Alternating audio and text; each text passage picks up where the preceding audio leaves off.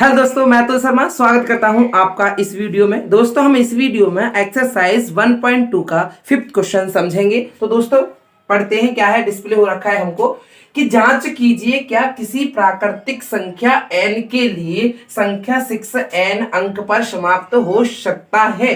दोस्तों इस क्वेश्चन को करने से पहले मैं आपको पहले ही बोल चुका हूं कि मैं आपको इसके कुछ टर्म सिखाऊंगा, जब तो हमको पता चलेगी क्या अब क्वेश्चन हम करना स्टार्ट कर दें और हमको पता ही नहीं है क्या करना है क्या नहीं करना, तो क्या है फिर वो उतना इंटरेस्ट नहीं आता क्वेश्चन करने में, इतना दिमाग नहीं लगता। तो सबसे पहले हम इसके कुछ बेसिक टर्म समझ लेते हैं। ये क्या है, जैसे प्राकृतिक संख्या क्या है ये समझ लेते हैं सबसे पहले। तो हम समझेंगे सबसे पहले प्राकृतिक संख्या।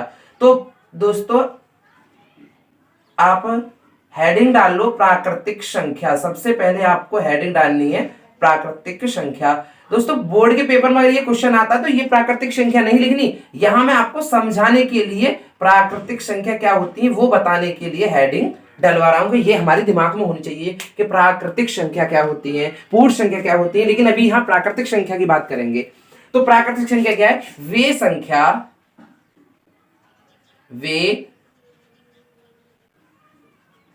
संख्या जो एक से शुरू होती है, एक से शुरू होती है,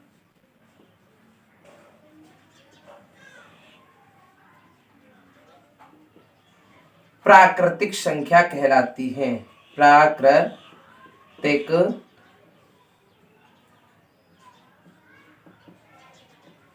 संख्या कहलाती है, प्राकृतिक संख्या कहलाती है। जैसे दोस्तों जो एक से शुरू होंगी 1 2 3 4 फिर डैश डैश डैश ऐसे आगे बढ़ती जाएंगी, +1 +1 +1। तो समझ में आया प्राकृतिक संख्या क्या है, वे संख्या जो एक से शुरू होती हैं प्राकृतिक संख्या कहलाती हैं, या जिनको हम गिन सकते हैं प्राकृतिक संख्या कहलाती हैं। या देखो, या जिनको हम गिन सकते हैं या काउंट कर सकते हैं, जिनको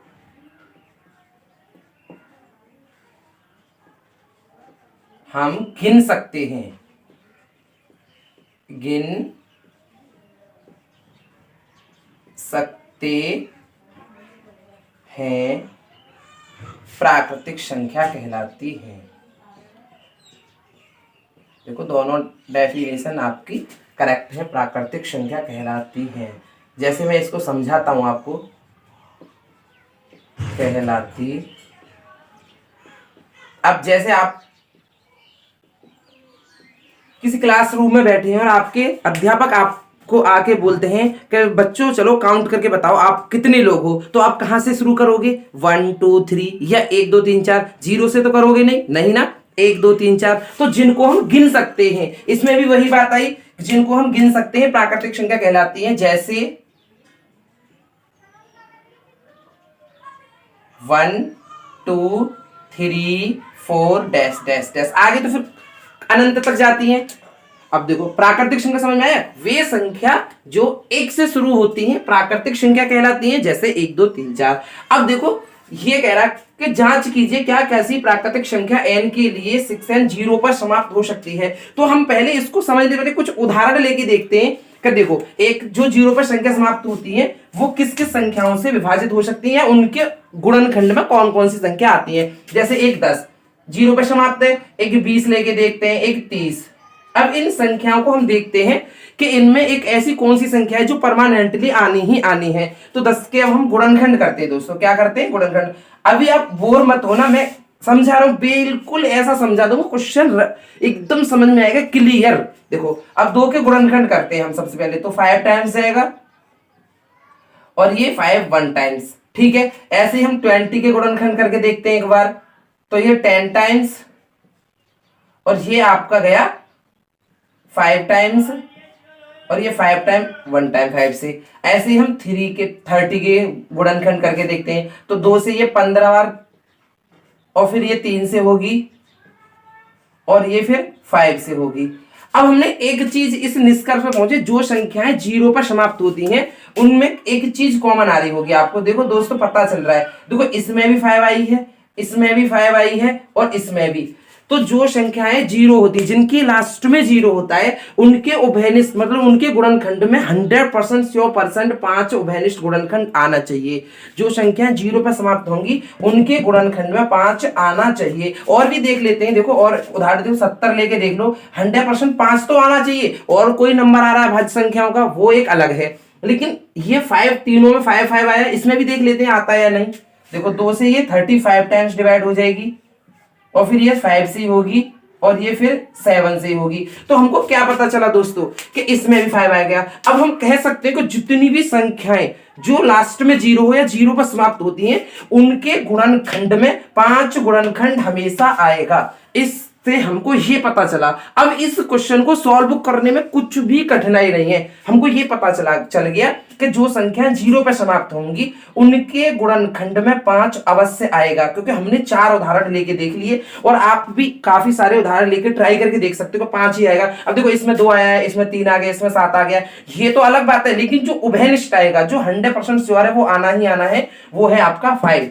अगर 5 आएगा गुणनखंड में तो वो संख्या जीरो पर समाप्त हो जाएगी, अगर नहीं आएगा तो वो नहीं होगी, क्योंकि 5 से विभाजित होनी है। बस अब हम इस क्वेश्चन को करेंगे तो एकदम क्लियर समझ में आएगा कि ये क्वेश्चन कैसे हुआ। अगर मैं डायरेक्ट इस क्वेश्चन को कराता तो बिल्कुल मैं गारंटी ले जाता, कुछ भी समझ में नहीं आता, आप बस उसको थ्योरी लिख लेते और बस खत्म। अब इसे सॉल्व कहां से करेंगे देखो दोस्तों। अब देखो हमें क्या करना है कि यदि, देखो स्टार्टिंग करते हैं सॉल्यूशन की। यदि यहां से क्वेश्चन बोर्ड में आपको करना है, यदि किसी प्राकृतिक संख्या, किसी प्राकृतिक संख्या, यदि किसी प्राकृतिक संख्या n के लिए 6n, प्राकृतिक संख्या n के लिए 6n शून्य पर समाप्त होगी, शून्य या जीरो पर समाप्त होगी, तो वह 5 से विभाजित होगी, 5 से विभाजित। अभी हमने देखा था कि अगर कोई शून्य पर समाप्त होगी तो 100% 5 से विभाजित होगी, 5 से विभाजित होगी, अर्थात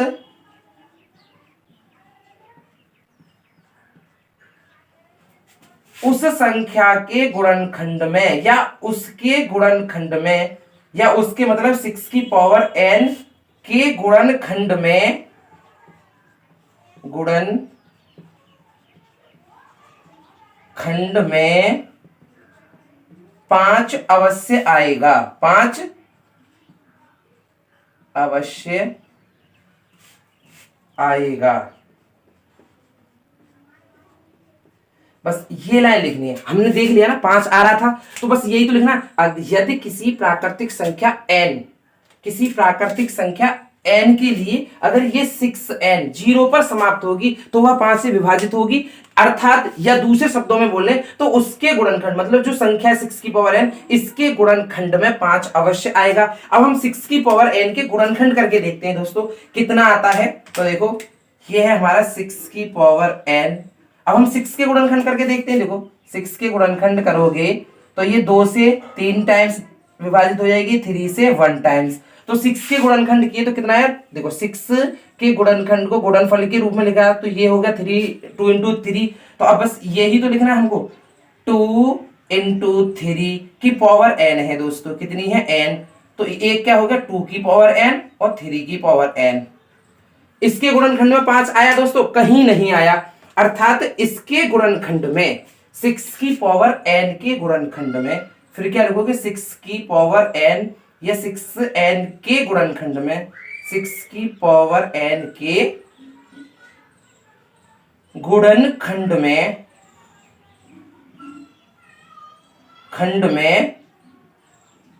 केवल 2 और 3 हैं, केवल 2 और 3 के गुणनखंड हैं, 2 और 3 के गुणनखंड हैं। इस प्रकार किसी ने नहीं कराया होगा दोस्तों, आपको एकदम समझा समझा के, बिल्कुल रटाऊंगा नहीं, समझाऊंगा आपको। अभी दिखाया था उदाहरण लेके कि 5 अवश्य आना, 6 की पावर n के गुणनखंड में 2 और 3 के अतिरिक्त कोई गुणनखंड नहीं है, ये लिखना है दोस्तों। के अतिरिक्त 2 और 3 के अतिरिक्त कोई गुणनखंड नहीं है, कोई गुणनखंड नहीं है। इतना समझ में आ गया? तो अब हम कह सकते हैं दोस्तों, अद्वितीय, जो मैंने आपको अंकगणित की आधारभूत प्रमेय सिखाई थी, तो उसके लास्ट टर्म में क्या था, ये एक अद्वितीय होता है। अब हम कह सकते हैं 5 नहीं आएगा इसके गुणनखंड में, अतः 6 की पावर n के गुणनखंड में। अब ये आपको बस हिंदी है, इसमें कुछ नहीं है। 6 की पावर n के गुणनखंड में, के गुणनखंड में 5 गुणनखंड नहीं आएगा, 5 अभाज्य गुणनखंड नहीं आएगा, अभाज्य गुणनखंड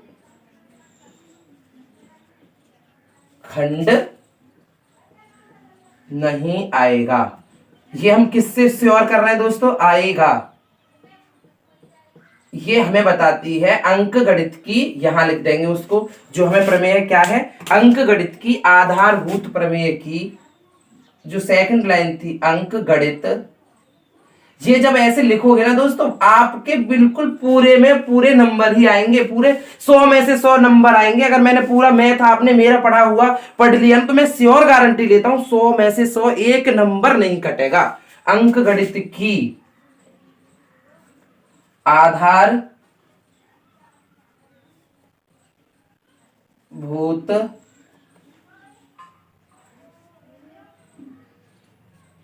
प्रमेय की अद्वितीयता से, जो सेकंड लाइन थी कि ये अद्वितीय होता है, वही उसी से पता चल गई 6 की पावर n के गुणनखंड में 5 अभाज्य गुणनखंड नहीं आएगा। अतः अब जो आपको एक लाइन लिखनी है वो हो गया आपका क्वेश्चन। अतः 6 की पावर n किसी भी प्राकृतिक संख्या, 6 की पावर n किसी भी प्राकृतिक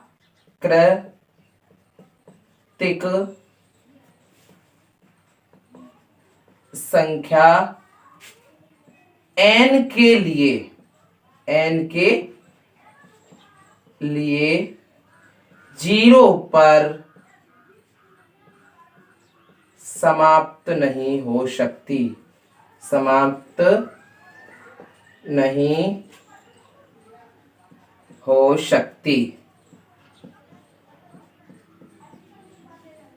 सकती है।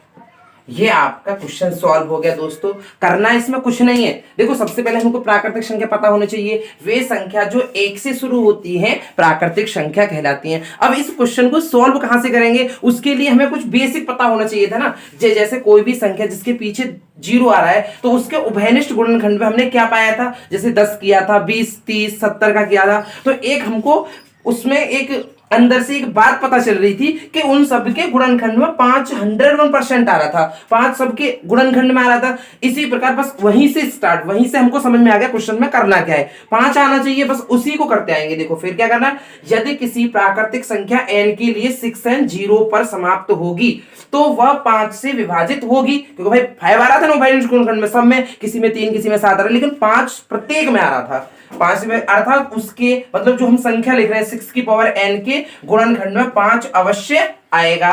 बस वहीं से अब इसके गुणनखंड कर दो, 6 की पावर n के, तो 6 के गुणनखंड करें तो 2 × 3 की पावर n, अब उसमें क्या है, 2 की पावर n और 3 की पावर n हो गई। 6n के गुणनखंड में 2 और 3 के अतिरिक्त कोई उभयनिष्ठ गुणनखंड नहीं है, ये आपको पता चल रही है। और अंकगणित की आधारभूत में की अद्वितीयता हमें क्या कहती है कि 6n के गुणनखंड में 5 अभाज्य गुणनखंड नहीं आएगा। जब 5 नहीं आएगा तो वो 0 पे कभी समाप्त नहीं हो सकती। अतः 6n किसी भी प्राकृतिक संख्या n के लिए शून्य पर समाप्त नहीं हो सकती। और ये हमारा क्वेश्चन सॉल्व हो गया। दोस्तों मैं जैसा कि आपको पहले भी बता चुका हूं, एक एक कंसेप्ट बताऊंगा और आपने मेरा पूरा मैथ कर लिया ना, तो 100% दावे के साथ कहता हूं 100 में से 100 एक भी नंबर कोई नहीं काट पाएगा। और अगली वीडियो मिलता हूं दोस्तों मैं नेक्स्ट क्वेश्चन 6 के साथ।